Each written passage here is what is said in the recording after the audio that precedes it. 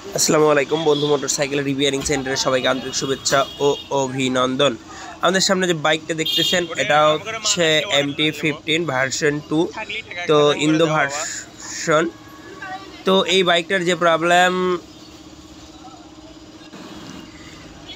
BS7, তো এই বাইকটার যে প্রবলেম নিয়ে আসে আমাদের এখানে, এই যে দেখেন বাইকটির কিন্তু ডাবল ইন্ডিকেটর হয় না, প্লাস হচ্ছে ইনি এটা লাগাবে হচ্ছে 25-এর মডেলের। তো এই তো আমাদের ভাইজান নিশান ভাই উনি নিয়ে আসছে, উনি ভিডিওর সামনে আসতে চায় না। তো এই যে দেখেন এটা হচ্ছে গাড়ির স্টক, আর এটা হচ্ছে লেটেস্ট মডেল। এখানে কিল সুইচ আছে আর সেলফের আছে, বিষয়টা হচ্ছে। আর এই চাপাটাতে হ্যাজার্ড সুইচ আছে, এই যে দেখেন।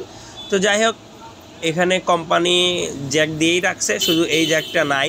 তো এই জ্যাকটা আমরা ওয়্যারিং করাই দিব। ওই ওয়্যারিংয়ের জন্য আমরা যেটা করছি, একটা বাজাজের একটা ক্লাস সুইচ কিনে নিয়েছি, আর ক্লাস সুইচের জ্যাকটা আমরা নিব, কোথাও কোনো কাটা সেরা করব না। তো এই তো দেখেন। তো এখন আমরা যেটা করব সেটা হচ্ছে আমরা এই যে নতুন মডেলের যে চাপাটা আছে এটা কিন্তু আমরা ইনস্টল করাই দিব।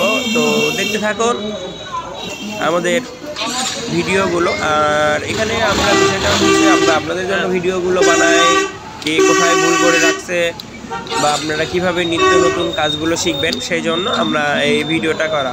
এই ভিডিও দেখে অন্যজন উল্টাপাল্টা কমেন্ট করে। তো যাই হোক, এটা হচ্ছে ওনাদের ব্যাপার। এই যে দেখেন ডাবল হ্যাজার্ড সুইচ কিন্তু হয়ে গেছে।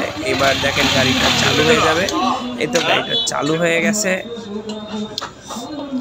এই যে দেখেন আমরা যেটা করছি সেটা হচ্ছে এখানে চাপার এখান থেকে তার কোনো কাটিনি, আর এই যে নতুন চাপাটা এটা আমরা এখানে লাগাই দিব। আর ওটা কিন্তু যেহেতু গাড়িটা ইনস্টল হয়ে গেছে, এবার দেখতে থাকুন। এই যে ডাবল হ্যাজার্ড হচ্ছে,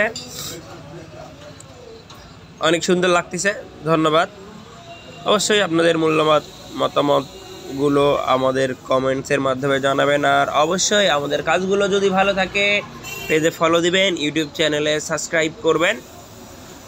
আমাদের এখানে কিন্তু অল টাইম কাজের চাপ থাকে, তো যারাই আসবেন সিরিয়ালের মাধ্যমে আসবেন। ধন্যবাদ।